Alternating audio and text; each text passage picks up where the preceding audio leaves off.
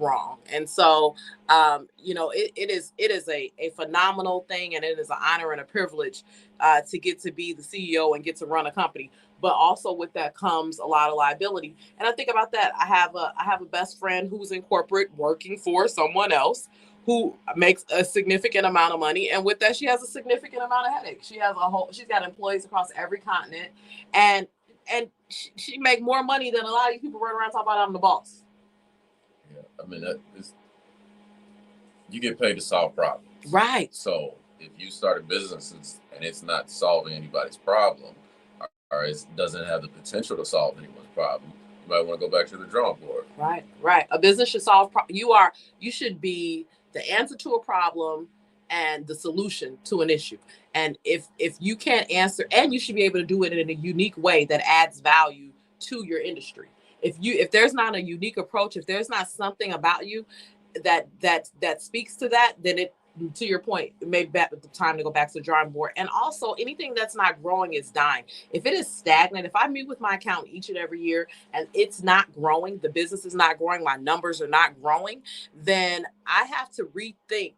And am I doing things the right way? Is this the right way to move forward? Okay, I believe that we have our guest on the phone. Is that Dr. Katina Scott Fuller on the line with us? Are you with us, Dr. Katina? I am. Can you hear me? I can. So you are here with me as well as Minister Fresh West. That's his radio name. Morning. Good morning, Minister Fresh West. I love it. I'm known as Dr. DJ Dr. K, so there you go. All right, DJ Dr. K. You know it be these smart people that want. I'm just Chantel McKenzie. I don't got no funky fly name like these two. You gotta have a fly name, Chantel. You gotta have a fly name. You know what? I'm just gonna use the one my parents gave me. That's all I got today. Well, thank you for joining us this morning. This is the last week of Women's Small Business Month, and I wanted to have an executive coach, a transformation coach on with us this morning that had recently gone full-time entrepreneurship, and you're only it hasn't even been 2 years yet? No, it hasn't been. It's coming up soon though, isn't it? Yep. Coming up on 2 years. Yep, I remember. And so I wanted, because we were just talking about, I was sharing some statistics about, women-owned businesses and the fact that African-American women were starting more businesses than any other demo, yet we are not, we only own about 3% of mature businesses. So we're not sustaining them. We're starting them, but we can't figure out how to keep them going. And so, one of the things that I love, your moniker, your trademark moniker is Be What Matters. And so talk about what Be What Matters means to you. Well, first of all, thank you so much for this opportunity to just share my story, my journey, and being a part of my journey, not just allowing me to share it, but being a part of my journey and coaching and helping me throughout the process. But Be What Matters is really a social purpose movement. It's a statement of purpose and understanding that as leaders, we can get so caught up in doing work that we forget about being the best of who we are in the work we do. And when we're not the best of who we are in the work we do, we start unconsciously and consciously perpetuating these disconnections, right, between who we say we are and what we say we do and what really happens. And so Be What Matters is about every day, how can we be what matters in the lives of the people that we lead and the communities that we lead in our homes. And it's something that is not just for leaders who are in positions of leadership, but everyone can be what matters no matter where they are. And so that's what it means for me, is showing up every day, living a life of impact and showing other people how to do the same. Love it. So let's back up a little bit. So last year you finished your doctoral studies. And yes, you did. You did that. And so let's tell the listeners who Katina Scott Fuller is now, Dr. Katina Scott Fuller. Tell us a little bit about your career journey, which eventually got you down this entrepreneurial track. Well, to be honest with you, and I'm loving that we're on WGLB because my roots are deeply embedded in church, right? Yes. Mm-hmm. I started my entrepreneurial journey learning how to sell fish dinners in church. And there's no greater leadership. Sorry, no greater leadership. I think leadership skills that you can develop, but growing up in the church and understanding how to develop teams and develop yourself personally. And so that's where my journey of entrepreneur began. And throughout that space, I just started having affirmations and confirmations and intention. I call it intention in my attention, right? And that each and every step that I made, whether it's my bachelor's and getting into education and then becoming a principal, I knew that I needed to get a master's degree, and it was very intentional. And so I apologize, I'm getting over something, but there you go. Mm-hmm. But very intentional in just making sure that there were skill sets along the way. And so I love leadership. Any and everything about leadership I've learned by working with my leaders in churches and now in educational spaces, and starting off as an educator in K-12 education. Shout out to Early Academic Excellence, where I was there 19 years, served as an educator and then principal, and then moved on to youth serving organizations like Boys and Girls Clubs of Greater Milwaukee as Senior Director of Strategy, Measurement, and Analysis. And all of those leadership experiences brought me to the place of being prepared to step out into entrepreneurship full time. And it is, one of those situations where you kind of know and understand along the way that you have purpose, but it's not until you really seek God and say, God, what is my purpose? And I'll pause for a moment just to say this and share this, Sean. And I like conversation, so tell me if I'm, going over, but I feel like people are always seeking purpose, right? I want to find my purpose, but the reality is it is in the discovery of purpose. Absolutely. You don't have to find your purpose. Absolutely. You're walking out your purpose every day. And it was in those moments where I would ask God, what is my purpose? That He started to show me the connected dots, right? Living with my pastor and senior servant leadership, working in the church, working in K-12 education, working in the nonprofit space, working in spaces that I started to understand that I was called to leadership. And so with being called to leadership, you start thinking, okay, I'm doing this, but there's something greater. And I'll share this bit and then we'll move on in the conversation. I remember getting into public speaking. I knew I was a speaker. I understood that people were influenced by my words. Sometimes I was wondering why they were listening to me, but they were. And I was standing on the stage January 2020 at Gateway Technical College, standing on the stage in front of one of the largest audiences at the time. And while it was a great experience, I remember hearing God say, where do you see yourself? Mm-hmm. And in that moment, I understood that it was far beyond what my eyesight saw.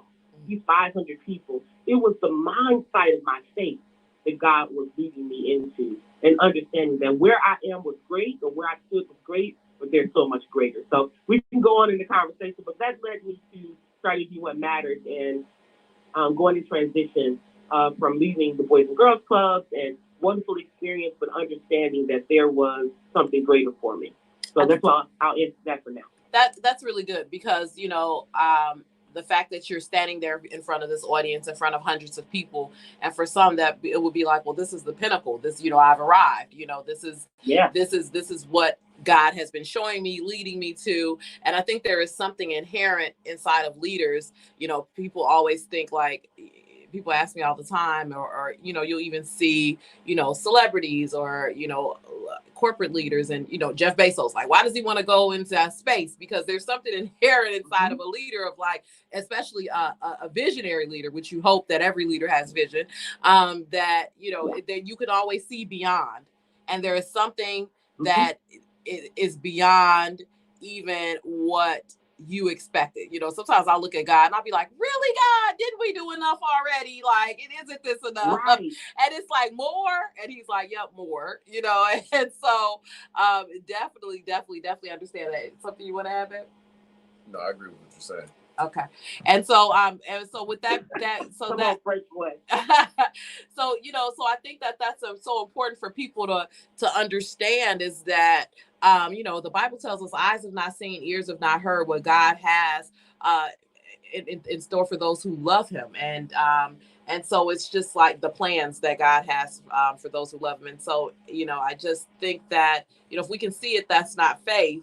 And so you saw those 500 people physically before you, but then Faith told you that there was more. Yes, there was more, because he's able to do exceeding abundantly above we can ask or think. There's a thinking that we have based upon our limited mindset, right? But God is calling us to be greater, whatever that greater is. Maybe there's someone greater is not 500 people or 1,000 people or global stages like I'm called to, and I believe I'm called to.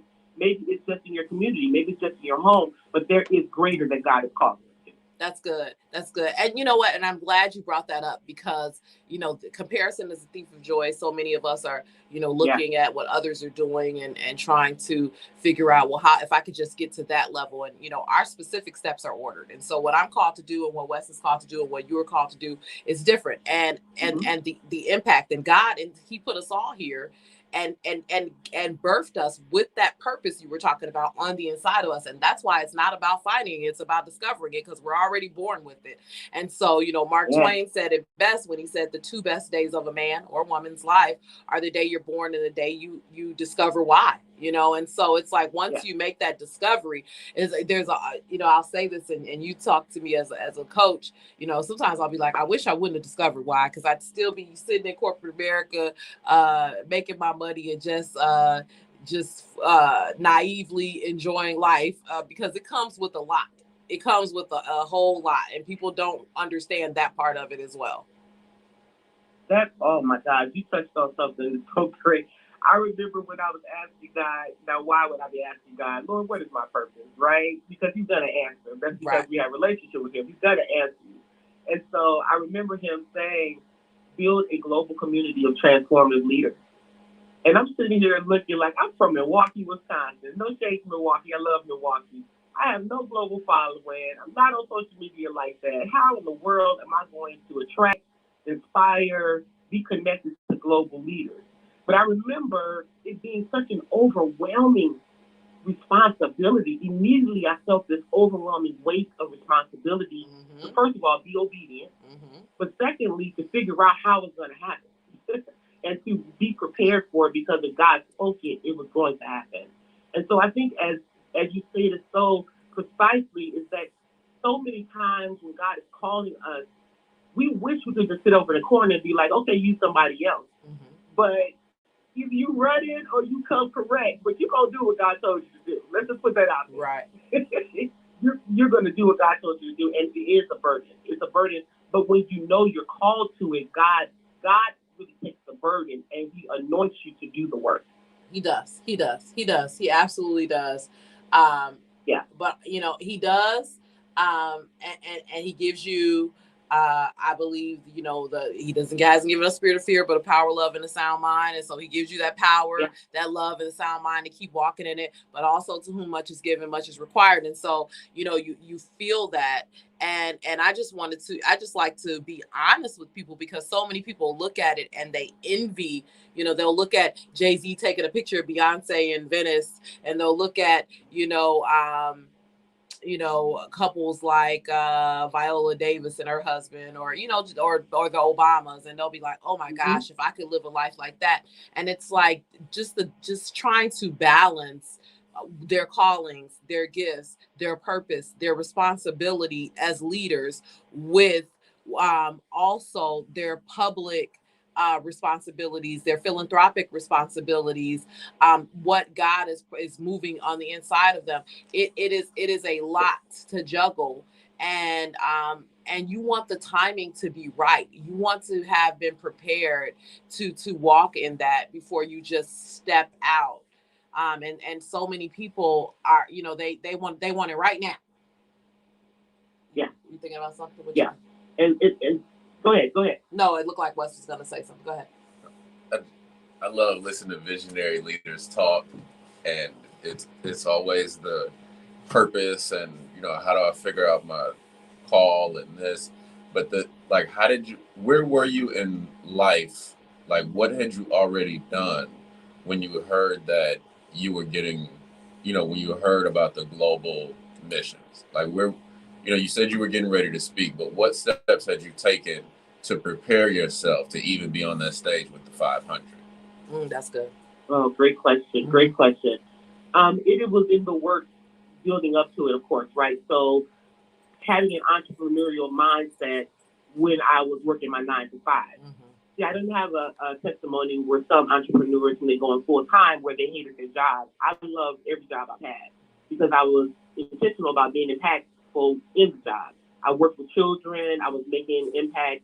I got into the flow. I was developing myself. I went to school to learn how to be the best leader I could be while doing that job. When I got into being a principal, I went into my doctoral program focused on leadership to be the best at that job. I did personal development, coaching, and training for myself. I invested in myself before now asking people to invest in themselves. Like I did the soul work of doing strategy sessions with people like Chantel, doing strategy sessions with shout out to people like John Haynes, executive coach, doing strategy sessions with people like Rhonda Ware to do the soul work to get me prepared, and going to church and listening to my pastor and hearing and embracing the word of God and the promises. So all of that prepared me. And you brought up a good point, Weston, that sometimes we understand that preparation positions us for the opportunity, but are we prepared to be patient in the preparation, right? Because if you can see what you're doing currently, before you get to that entrepreneurial space of doing it full time, but every day you show up at your 9 to 5, and this is your customer. This is your number one customer, this 9 to 5. You put the work in, that's preparation. And so that's what I did before getting to the stage of 500. I did the work to prepare for it. I remember the first time we met and the first time that you booked a strategy session with me, you were still a principal. Yeah. And you were still trying to connect the dots of what the future holds. And so when I look at, where you've landed, and I remember the first time you walked in my office, I think it was after you took a class, a brand builder class. And you came with Be What Matters, and then she went through the legalities through the USPTO. So don't try to bite her line. She can't send you a cease and desist. Don't come for her. She's been taught well. And and so you were so excited, but you were also patient. You were patient until you got, through the USPTO process of getting Be What Matters trademarked, and you were patient through, and you did love your work, and I remember the internal battle of like, I love what I do, because you were getting to lead, and I think that's what happens as well, is that God gives us a glimpse, because even in my corporate job, I love my job. You get a glimpse of who it is that you're purposed to be when you are in your lane, when you're willing to step in your lane. And it doesn't matter what you do. It didn't matter when I was in high school working at Taco Bell as the cashier, when I was working at Pete's Produce on the south side of Chicago. I was still like in my lane, getting a glimpse of the future leader I would be, because I couldn't hide in the background if I wanted to. Right. Because he's called you to that space. Exactly. And the reality is you're going to either come willing or you're going to come kicking, but you're coming. Right. And that preparation for me was so key, because it allowed me to work out the kinks and the mindset disconnections that I was facing about my limiting beliefs. I was sitting in executive rooms prepared and positioned, but I was too scared to show up and be amazing. Like looking around prepared because of the value, but I would look around and say, when are they going to figure out that I don't belong here? At the table, invited, but too scared to show up and be amazing. Until I had those moments of preparation to talk to people like you, to talk to people like John Haynes, and really do the soul work with Rhonda Ware. And shout out to them. You need coaches. Coaches need coaches. Oh, yeah. And those are two of my favorite. Those are two of my absolute favorite. Out. Absolutely. So I can talk about this all day. So go ahead. No. Those are two of my absolute favorite. I mean, John is my executive coach and definitely has walked with me on my entire journey. Rhonda is a very, very good friend of mine. And I get the blessing. She's never coached me, but when you have somebody who is just anointed to coach, that's a good friend of yours that you just get to hang out with. Inevitably, she's like a sponge. Right. It just oozes out of her. Like, even I remember we were having breakfast before a wedding. Uh, and like she probably said 3 things that changed my life. One time we were eating at Devon's, which is now closed here. We were eating, and if you are familiar with Devon's, that was at Bayshore. It had these huge mirrors on the wall. They had these huge walls. Mm-hmm. And I remember years ago, before I ever even rebranded under the Power Network, and we had downsized our house for several reasons, and I was pretty sad about it. And she just said, don't be sad. God is going to give you walls big enough to hold these mirrors. And now, we live downtown, and we've got 30-foot ceilings in our living room that could hold all those mirrors. And, and I called Rhonda the day we moved in, and I said, remember you told me don't be sad probably 6 years ago because I was going to have walls big enough for those mirrors? Well, I just had to have somebody come in here with a ladder to hang my mirrors on the wall because our ceilings are that tall. And so, yeah, it is coaching. We have I once heard a bishop say that the right coach or the right mentor can help you take what it would have taken you 10 years to do and help you do it in 18 months. And I just was like, that's so right. Mm-hmm. And for so many of us, you said a couple of pivotal things. First, I don't want to miss the fact that you said you were in the room, but too scared to show up as amazing. Wes, you want to add something to that? Because I think that's powerful. So let me ask you a question. What made you realize that it was that you were supposed to be in there?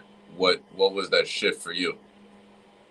It was in the coaching. I'll never forget it. I was talking to John Haynes, and I was struggling, trying to figure out what's going on with me, because I'm hearing all these amazing things that people are saying about me, but I couldn't fully embrace it, right? Mm-hmm. And he simply told me that, Katina, you keep thinking that you are a person walking into a room of giants when you're a giant walking into a room of other giants. Come on, Coach John.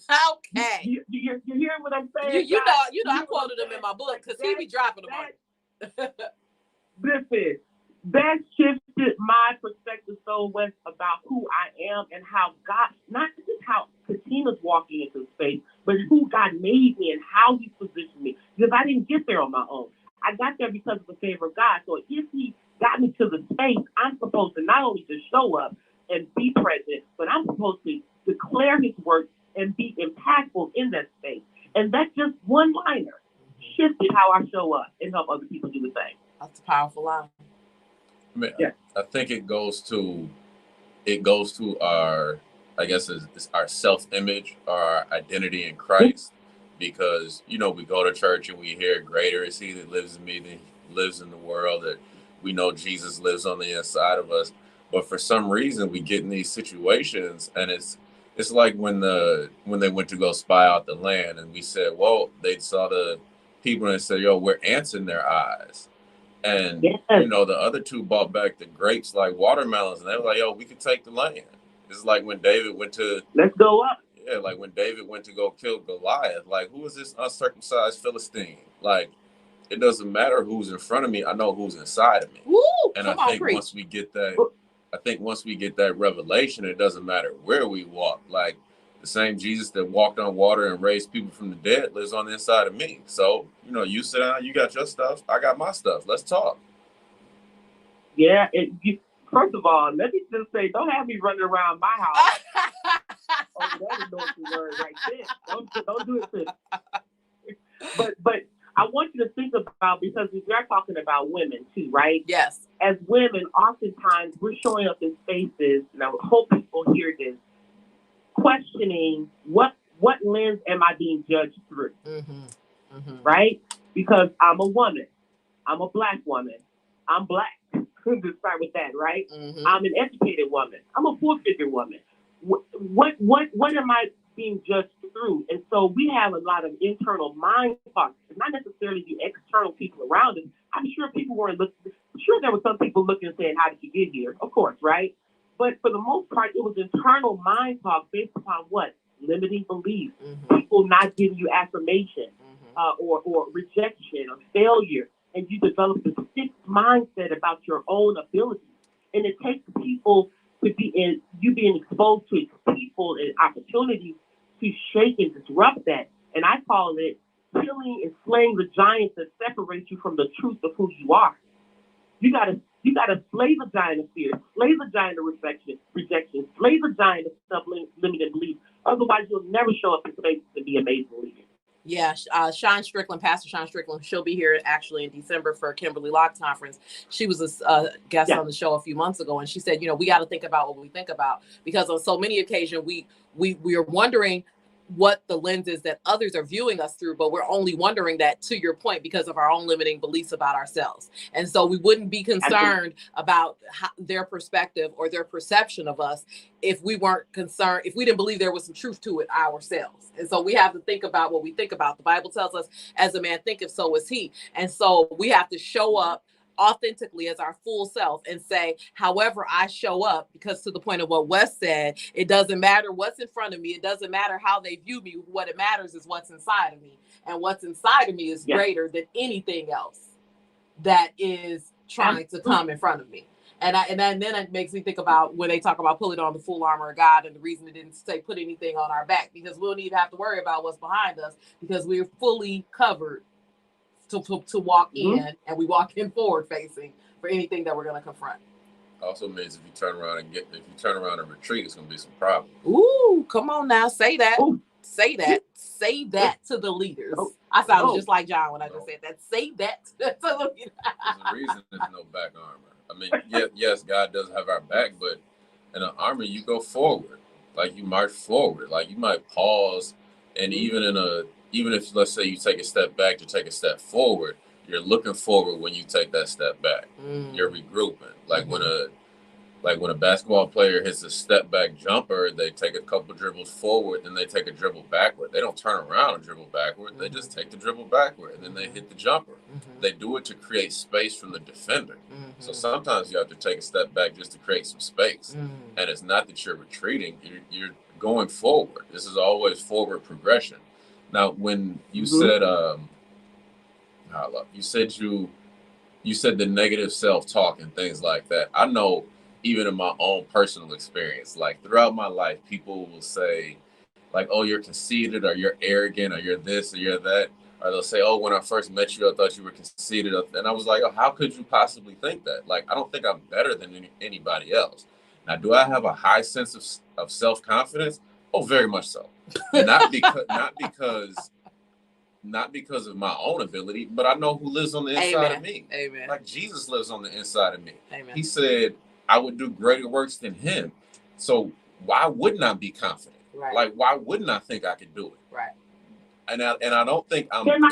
Go ahead. And it's not like go ahead. And I look at it when Deion Sanders was playing football, and everybody talks about Deion Sanders talk trash, and he did. But if you listen to what he said, he always talked about his own ability. He didn't say anything about the other defender being weak or anything about, that other player was bad. He said, "You're not going to be able to stop me. I don't care who you put in front of me. I'm confident in the work that I put in and the preparation that I've made. I know who I am, and I'm going to go out here and dominate. And you can put whoever you want to in front of me, and it's no stopping me." And I think once we get that mindset based on who's living on the inside of us, that's when that exceedingly abundant comes. Yeah. I'm so glad you brought that up, because as people who have grown up in church, and this is probably going to hurt a couple people, but it is what it is, right? We developed this false sense of humility in church in a lot of ways, right? Because we depend on other people. We're taught in a lot of ways to have other people praise you, right? It's walking in pride when you don't allow other people to praise you. But the reality is, how God creates us, we are beautifully and wonderfully made in his image, in his likeness. And we're supposed to show up with a confidence, again, not in our own ability, but understanding who lives on the inside of us. And it's okay to say, "Dr. Katina, I'm dope. I'm dope at what I do. That's right. I'm dope at who I am. I'm dope because because I keep giving God the glory. I know when I show up that, first of all, it's not about me showing up. My education is to be used as a tool to give God glory and to bring leadership forward, right? So I'm very aware, but if we wait on people, especially in the entrepreneurship, If you wait on people to praise you about what you're selling or about what you're doing and providing, you'll be sitting in a corner because people are not going to praise you like that. You got to know who you are and know what you can bring in the entrepreneurial journey. You're right. And so I'm glad you brought that up. We have to do a better job of displaying that spirit of having people downplay who they are in the church to feel like they are humble. Right. And that's not how God wants to show up. Right. Show up and be amazing because why? We serve an amazing God. Absolutely. And if you live by the people's praise, you'll die by their criticism. Yes. Yes. And that is, I was giving out the statistics earlier, it being the last week of Women's Small Business Month, and in particular, talking about how Black women are starting more businesses, yet we are not retaining them, that we own less mature businesses. And really, I think a lot of it has to do it's about the fact that we retreat, just to bring it back to what both of you were saying. We retreat. We don't believe in our dopeness.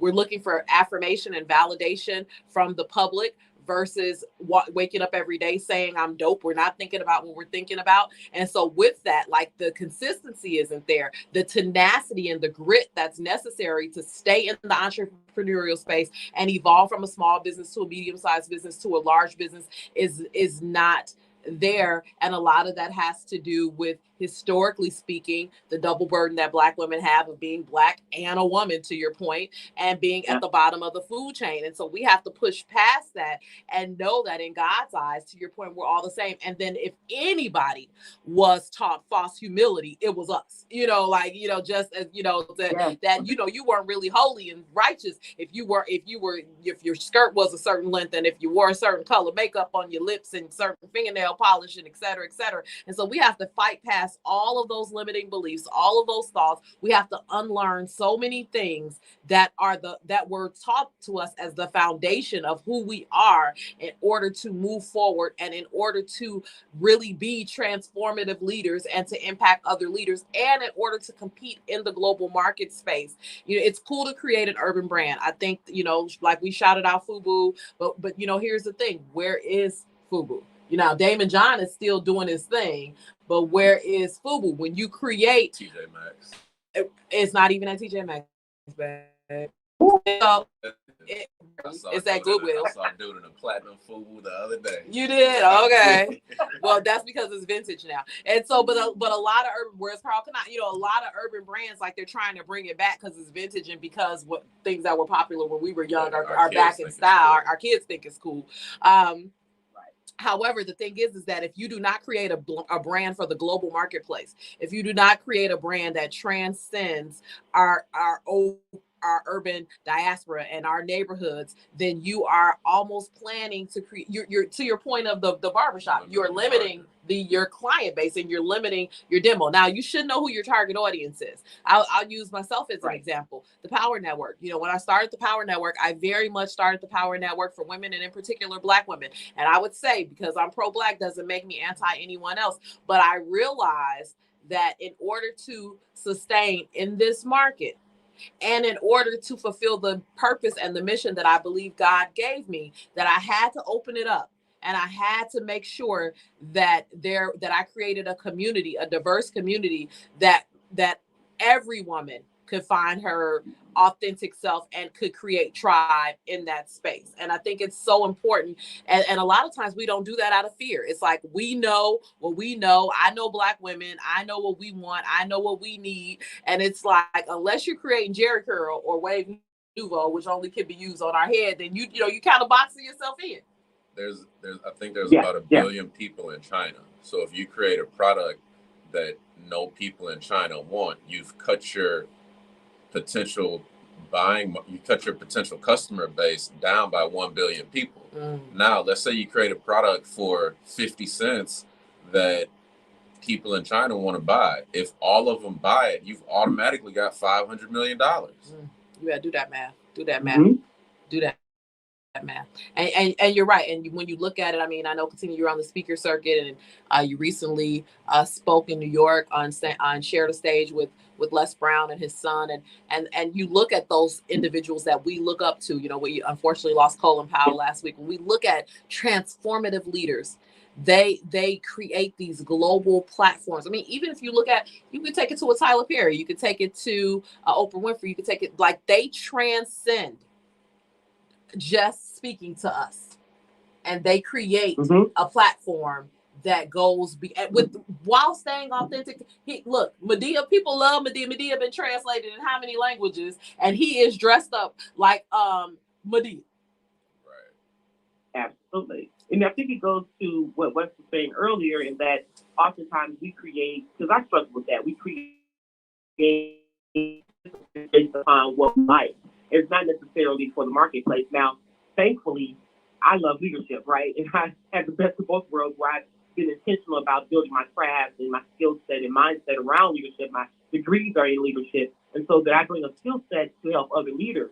And so, but the reality is, and I think, Sean, you said it years ago, is that it's not that other people are not doing leadership development, right? But my space in that is what I get to carve out and monetize my gift, because your gift will make room for you. It should be able to sustain you. I believe that. I believe that our gift should be able to be monetized for the glory of God and make money, and not just make chicken change. We should be able to charge mere rates and be paid it. Right. And so in my specialty is really digging down to help leaders and teams fix and face those disconnections, the mindset and skill set disconnections. Because if you can't deal with your personal leadership, there's no way you're going to be able to do change management. There's no way you're going to be able to build a team. There's no way you're going to be able to push for strategic priorities if you don't deal with self first. And so that's where I've been able to land with Be What Matters, and I'm appreciative. But I was thinking about something in the entrepreneurial space, is that your faith has to be tested. Your faith has to be tested. And Mr. Les Brown, I'm glad you spoke to that, because that opportunity came from me shooting my shot, because I tested my faith. When I was transitioning from the Boys and Girls Club, I thought it was a premature season. But God showed me, as I heard from Bishop Joseph Walker in Nashville, Tennessee, that it was a no opportunity wasted season, right? Shoot your shot. A faith that can't be tested can't be trusted. Yes. And we have to be able to shoot the shot as entrepreneurs and really get out there. And when we shoot our shot, understand that God already has where it's landing in place. It's not for us to figure that out. And he'll begin to open up doors for us to do the work. And, to that, and show up great. Greatness recognizes greatness. So, because people be shooting their shot out every day in my DMs and my message, and it's like, and for some, and it's an admirable thing that you're willing to shoot your shot. But the thing is that, when you're trying to shoot your shot, to reach to another level, like, make sure that you show up great. Like, show up, figure out what your greatness is, figure out what is great about you, figure out what people get when they get you, and shoot your shot as your greatest self. Don't just come lackadaisically shooting your shot to leaders, because at the end of the day, like, there is a certain expectation of excellence, and I'm gonna keep it real with you as a leader, to say, like, we can do this and that, and it depends, because if you don't ask me for coaching and you don't approach that way, then I'm not going to speak into your life, because I feel like that's something that I should have permission to do. However, I just want to say out there to those individuals that are wondering, like, why aren't I getting the feedback, or why aren't I getting the opportunities? Like, are you showing up great? Are you showing up great?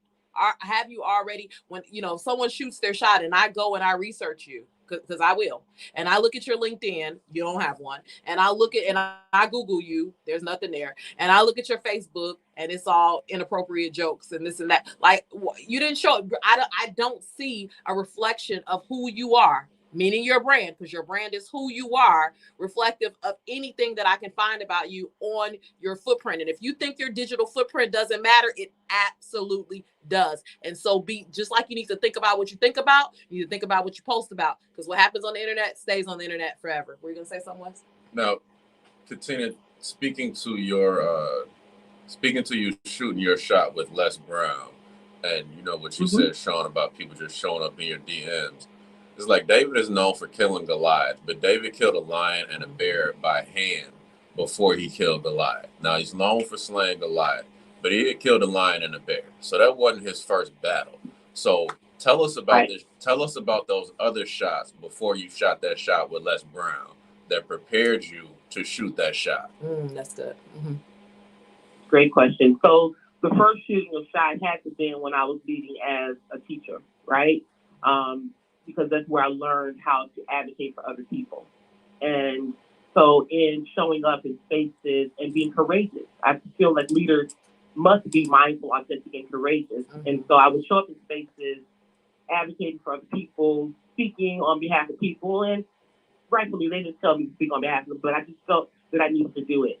And then as I went and became a principal and moved up in my career, shooting my shot meant every time understanding that if I'm going to go into public speaking, okay, shooting the shot meant go after some speaking gigs. Right. I mean, just as simple as Right. ask someone, do you need a speaker? Right. And creating, Right. and I'll say, and you invested in creating your speaker's deck, your sheet, your speaker sheet. Somebody that you did the prep work. People, they want to skip that part. I'm a witness. You did it. That preparation, yes. That preparation can't be overlooked because that is the shooting of the shot. The shooting of the shot is it's the whole process before you shoot the shot, right? So shooting the shot was asking for the speaking gig. And then once people start hearing me speak, then a lot of it, to be honest with you, has been referral. Mm-hmm. I was referred for keynote at Gateway by leveraging my relationship capital. People who I've gone through my doctoral program with, hey, we need a speaker. Can you speak? That was my first major keynote, and I shot my shot. And guess what I did, John? You'd be proud of me. I thought about our branding sessions, right? Mm-hmm. And I said, okay, now look, I need photographers. I didn't have a photographer, but I need a shot from the stage. Mm-hmm. I need a shot from the audience. Mm-hmm. I need a side zoom. Mm-hmm. I need audience participation because in my preparation, I knew in branding that I needed something. If I never get an opportunity to speak on stage again, this has to take me for some miles. Right. And yeah, if you don't document it, it didn't happen. And it's live in a world of reputation and referral. Reputation is not who you know, is who knows you, they know about you. And so, if people would realize that, because the majority of my business is through reputation and referral. They have that, people see that meme and they share it of your name is being spoken in rooms you haven't even stepped foot in. Like, no, for real, as an entrepreneur, that is the greatest hope, is that your name is being spoken in rooms that you haven't even stepped foot in. And majority of the time they are. And then what happens is you have the courage to then put yourself, a big part of this too is networking. People see what I post, they see what I do, but they don't realize how many evenings, how many weekends, how many times that I'm showing up and I'm networking professionally, and I'm showing up at dinners, and I'm showing up for people, and I'm showing up at different functions, and all people are like, you are everywhere. And it's like, you have to be. Like you absolutely, you absolutely have to be. Now I know there's some people that have created, there's always exceptions to the rule. My husband is really great at saying that. There's always an exception to the rule. Somebody can sit at home, creating classes, content, branding, never leave their house, and create a $1 million brand from, selling digital books, et cetera, et cetera. I actually like being out, so I don't mind. And it depends on what it is that you want to do. And so there are some brands that you can just be behind the scenes, and you can actually be behind your brand, and they never have to know it's you. But that for most of us, that is not the way to get it going. And to speak back to what I don't even know how I overlooked this part. Before getting to that stage of 500, as you mentioned, I did what I did in church.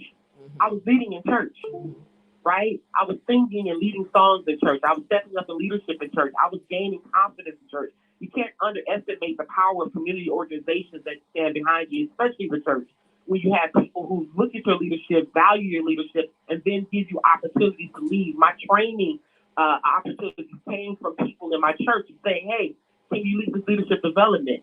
And then I gained more confidence. So by the time I got to the stage of the 500 and God says, okay, this is great, I see greater for you, I'm on Clubhouse. And I happen to see Mr. Les Brown's name. Mm-hmm. Now, I've known of Mr. Les Brown, but I wasn't following him like that. I wasn't checking for him like that. Mm-hmm. And I said, you know what? let me go in and see what he's talking about. Mm-hmm. And at that point, he's talking about he and his son John Leslie, speaker development coaches, start talking about a speaker development program. Mm-hmm. And I said, you know what? Let me shoot my shot, right? It was in that shooting the shot that I began to get personally mentored and coached by the two of them that led to not just me showing up on stage, but led to me being a part of creating the experience behind stage, right? Because my leadership showed up. Because guess what? Because I showed up being the best of who I am and what I do. And so it's expanded beyond the speaking. It's expanded because I shot the shot. So I'm so appreciative, God, for just allowing me to go through that experience and helping me to really trust in faith. That's good. Well, we are going to let you go. Tell everyone that's listening how they can follow you, connect with you. Please share your contact information. Absolutely. Well, thank you again for WGLB Morning Mix. Chantel, Mackenzie, West, Mackenzie, thank you so much for this opportunity. I take nothing for granted. You can connect with me through Be What Matters LLC. That's the word BE, What Matters LLC.com. If you want to connect with me to figure out how we can work together to build leadership and community in your team. Also, you can connect with me at DRKC Fuller Scott on Facebook, and I am Casey Fuller Scott on all other social media channels. But thank you so much, John, for the consideration. And this was amazing. This is Dr. Katina, and I'm just getting started. Thank you so much, and thank you for helping us all be what matters. God bless you. God bless you. Have a great day. You too. Bye-bye. All right. Well, thank you to Dr. Katina Scott. And it is about that time where Minister Fresh West has to depart from me as well. If you weren't listening last week, so he's with me for the first 90 minutes each Monday, and then he has to go do his other job, the one that helps to put food on our table. So appreciate you. And appreciate you being here with me always. You always add something great to, and I love that. I know your insides were flipping when she was talking about connecting the dots, because that's one of your mantras that God has given you about how he wants all of us to connect the dots. And so next week, I think we should talk about that. Definitely. Connecting the dots between what we read in the Bible and what we see in life. Yes, yes. Well, you have a good day, honey. Amen. Have a great day, people. All right, and I'm not going anywhere. I'm here till 10. Oh. I mean, you know, he want a kiss on the air. I mean, come on, you showing out. You call it a kiss? Oh. I mean, come on. I see it when we get home. What your woman laid out at the look? Based on what you said last week, I think that was all right. Love you, babe. So just if you're just tuning in, Dr. Katina Scott Fuller was just with us. Minister Fresh West just departed, and it's the last week of Women's Small Business Month. And so just really wanted to dive in on that this morning because especially for Black women in particular, we are the fastest growing demo of business owners and those starting businesses or preparing to run a business. And a lot of it too, we didn't get to talk about is a lot of it has to do with us just finally being tired of being mistreated in the workplace. Let's just put it like that. That's what a lot of the articles say, that we want to be our own bosses. We want to take control of our lives, especially those of us that are mothers, wives, or taking care of family members, and COVID kind of sent that over the edge of teaching us like what's possible. What's possible and what's on the inside of us, and gave a lot of us time to spend some time thinking about what can I do? What can I bring to the marketplace that is uniquely mine? But I also want to say what I always say to individuals. Entrepreneurship is not, don't let the little shiny part you see make you think that it's easy. It is not easy. It is not all shine. It is not all a lot of times it's feast or famine. A lot of times you will find yourself in survival mode, trying to figure out how you're going to get the next contract, how you're going to pay the next bill, how you're going to bring in more customers, clients.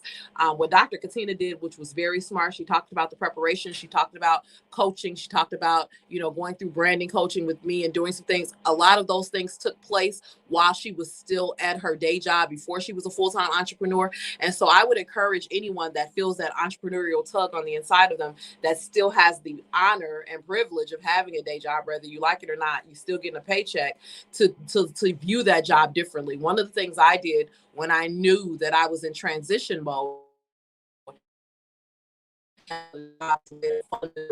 and so every time I made money in the job, I decided what percentage of that income could go towards helping me build my dream, could go towards helping me build my business. And even in the times that I didn't necessarily want to go, it gave me a different purpose for showing up every day. And it gave me a different reason to appreciate that paycheck that they were giving me every other week. And so if you know that you're in this in-between space, it's like today may not be the day to tender your resignation. Today may be the day to change your perspective and how you approach the job and how you look at the job, and have an understanding that you may need to work the dream in the job until the dream becomes the job, and also to allow the job to fund the dream. For so many, like Wes was saying, and he's a business banker, that's where he's headed now. And for so many, it's the lack of access to capital, but the lack of access to capital comes because of the lack of having good credit. And so you may want to stay on that job until you get your credit in order. You may want to stay on that job until you save enough money to have a safety net, a fund, because I will tell you, every month is not a month that you are swimming in dollars. I mean, and success is always say subjective and objective. And so when I say not swimming in dollars, I'm not even necessarily talking about not being able to pay your bills. I'm not necessarily talking about not being able to make payroll. I'm talking about, not being able to live the life that you truly want to live, and not being able to provide for yourself and your family in the way that you want to provide. I don't do what I do every day, and I don't live how I live to just get by. I don't want to make the bare minimum. I don't want to just be able to pay the bills. Now, I'm thankful and consider it a blessing every month when the bills are paid, but that's not where it stops. I want to also be able to enjoy this life that I'm working so hard for. And at the point that I'm working just to pay bills, Sean is not a happy person. And you need to be honest with yourself about that. Like, so many of us don't sit down and ask ourselves, what does success look like for us? What does success look like for you? What does it look like? Because for everyone, it looks different. Like, my idea of a luxury vacation and your idea of a luxury vacation may be different. My idea of a luxury car and your idea of a luxury car may be different. My idea of a luxury home and your idea of a luxury home may be different. And so that's okay. That is complete. My husband and I live in the same house. He wants to live someplace where we can't touch the neighbors, where it's trees surrounded, like it's a scary movie as far as I'm concerned. And I wouldn't mind that I could be like, hey neighbor, how you doing? Still nice size, the good square footage, but hey neighbor, how you doing? We got a caller. Caller, you are live. Who do we have? Praise the Lord. Good morning. This is Renee. Hey, Sister Renee. How you doing this morning? Good. Good. I was listening in, you and your husband, and the entrepreneur that just spoke on the Black-owned businesses for women. I really need that information, very information. Shout out to her. All the women of Black business. I just God said that I was at PS 20 years. I'll be retiring. Lord willing, on the next year. And I got for myself, merge out how right of my life. For almost 20 years, but it has definitely prepared me for something. Amen. Amen. Amen. The early shows out today, all the mostly, at the conferences.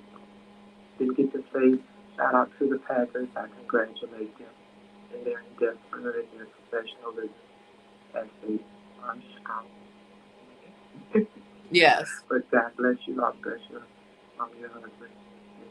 On Wednesday, Lord, you will continue to have a blessed day.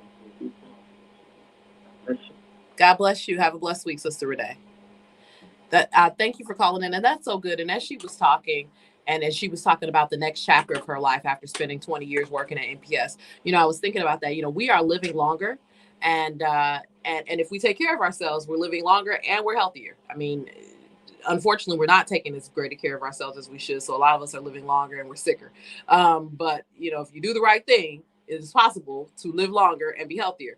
Average lifespan in the 50s, 40s. I mean, we were barely making it to 50, 60 years old. Now, statistics show that our highest earning potential are between ages 46 to 56. And so I want to talk to all these millennials out there, all these 30 somethings, all these people just turning 40, and you're like, oh, it hasn't hit for me yet. I haven't hit it. I haven't hit my stride. I haven't figured out what's next. Again, right now, statistics show that you hit your stride between 46 and 50. Take care of yourself, eat well, exercise, read, go back to school, because we're living longer and we're able to do more things. And so it just may not be like back in the day. Yeah, if you hadn't made it by 35, you might have been on the tail end of life, and it might have been like, oh, it's a no-go for you. This is it. But now, people are their 80th birthday. My aunt turned 70 recently. I swear she looked like she's 55. She's so fine, and she owns a few franchises, but one of her franchises is a KFC in Florida. And with COVID and with everybody being understaffed, on her 70th birthday, she was in her KFC frying chicken because she was short staffed at 70 years old. And I just think about, she is the owner, but working in her store, doing what she has to do to keep it open and to service her customers in excellence at 70 years old. So this whole thought process of feeling behind, or feeling like it's too late, or feeling like I missed my moment, or feeling like I missed my opportunity, you haven't failed until you quit. And it's okay to be tired. And I encourage everyone to rest. Even God rested on it. He looked at what he did, it says, and he said it was good. And on the seventh day, he rested. And so we know that we are not greater than him. And so if he took time to rest, Jesus rested, who are we not to rest? So there is a rest in God. And so it's okay to rest, but just don't quit. Get your rest, get back up, and get to going, because the world is there is a problem that you are the answer to. There is an issue that you have the solution for, and God is going to have and get fulfilled what he wants fulfilled in this earth. And what you hope that he doesn't pass you by. And we were talking about Dr. Katina working with the great, amazing Les Brown, who has been inspiring me since I was a young. I got the opportunity to meet him and have lunch with him and speak. I was in my 20s. Changed me forever meeting Mama Mamie Brown's son, and that's what he calls himself. He was adopted by a beautiful woman, and he speaks about her often. And the thing is that what happens with that, with being in leadership and moving forward, is he talks about, if you can fall on your back, because if you can look up, you can get up. And so it's never too late. You can get back up. You can do it again. You just gotta keep going. You gotta keep trying. There's greatness in you, as he always says. And so you have to walk in that greatness. Okay, well, we have been talking for a very long time, and I think you guys want to hear some music. The next song, Michelle Williams, When Jesus Says Yes. No. No. Well, can you move it to the top? Is it like the next? Where it's somewhere on the list? And the reason I chose this song is I read her book Checking In over the weekend, while I listened to it on Audible, and I really didn't want. I tell y'all, I was like, I don't want to read this book. I don't want to read about someone else being depressed, especially somebody else rich being depressed. And not to say depression is not a respecter of person. So it just was like, just the mind space that I'm in. I just was like, I don't know if I want to read about somebody going through their, mental health journey right now. I didn't know if I was in that space to read that kind of book. But I'm so thankful that I read this book by this woman of God, because she's hilarious. She moderates it herself. If you listen to it in Audible, she's funny, she's transparent, she's honest. And the way that she talks about her mental health journey and her time with Destiny's Child and her time growing up in the church is done with such dignity and such honesty and such candor that I have just fallen. I've had the opportunity to meet her in person many times, and I just enjoyed her in person. And the book was on sale $5 through Audible, so I was like, let's give it a try. And I will say, between her book and Tabitha Brown's book, Tabitha Brown, that's my business baby, vegan chef. Those two women, the way they have shown up for God in these books have just really blessed my soul. And so, I always say you can't lead if you don't read. And these are two Black women on the New York Times bestseller list for telling their truth and talking about how God impacted their truth. So highly recommend those books. All right, we're going to get to some music now.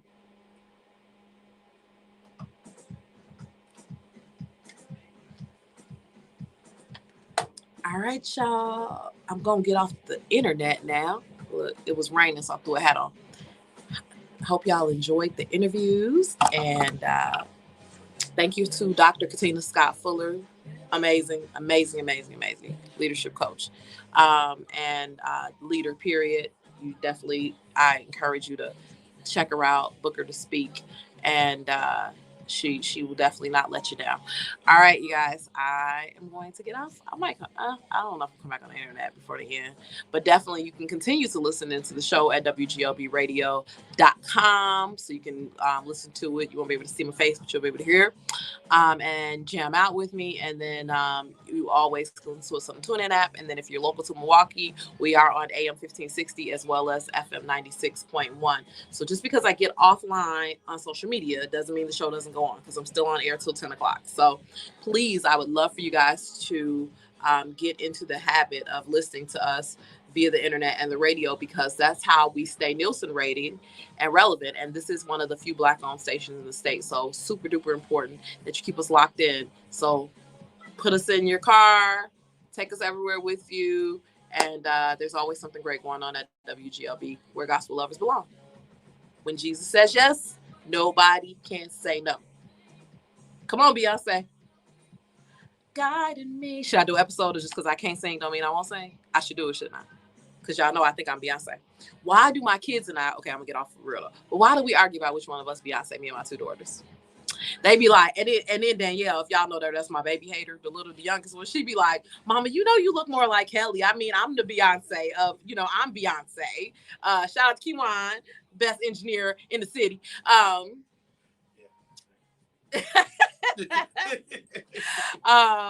So yeah, definitely my daughters, though, they will not let me be great. They will not let me be the Beyonce of the group. And so yeah. Anybody else got kids like that? Kids, little broke best friends. All right, you guys, have a blessed day week. Again, go over to WGLBradio.com. Keep listening. I'm on till 10. I'm just gonna go ahead and get off this internet. All right, y'all. Love you. Peace, love, power. I'm out. Control. Every time I'm about to go, the song go. 'Cause it all belongs to you. Yes, it all belongs to you. So true fun fact, I used to really be able to sing. Like Lex, you're a witness. Nicole, you're a witness. Like I used to sing worship every Sunday, sometimes 3 Sundays a weekend. And one day I went to the altar. I had some things in my heart, and I cried. I mean, the ugly cry, the weep one, and I don't know if this had anything to do with it. It may have been the fact that I was singing so much at the time, but I ended up with scarring my vocal cords. I ended up with polyps on my vocal cords that had to be lasered off, and my skin keloids. And so that means that if you scar, it raises. And what I didn't know is if your external skin keloids, then your internal skin does the same, and you end up with a lot of scar tissue when you have any type of operations. And so they did one side at a time.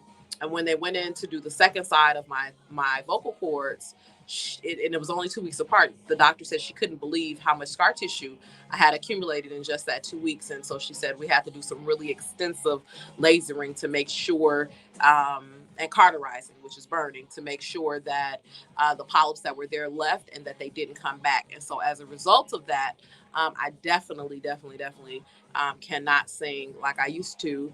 I'm always told it's a muscle and I could probably get it back if I really wanted to. But I just decided that I was just thankful to be able to talk, because prior to having that surgery, I actually had lost my voice for a good 7 months. And I'm talking about my speaking voice. I was I would speak, and I spoke for a living at the time, and I would deliver presentations all across the country, and I would speak, and I would get to a place that my voice would actually run out, like it would go. And then even when I was talking, it was like my coworkers would tease me and be like, "You kind of got this DMX growl thing going," and so I'm just thinking my speaking voice. And, to let me sing again, then we shall see. Nowhere to run. I played Jesus is Real for Thornwood Unity Singers that's out there, because we used to kill this song in high school. I mean, kill it. You know, they only let us sing for the Black History program and Christmas. That's, you know, we was the one Black organization at my school. All right, I'm gonna go for real, y'all. That's my last closing. Bye.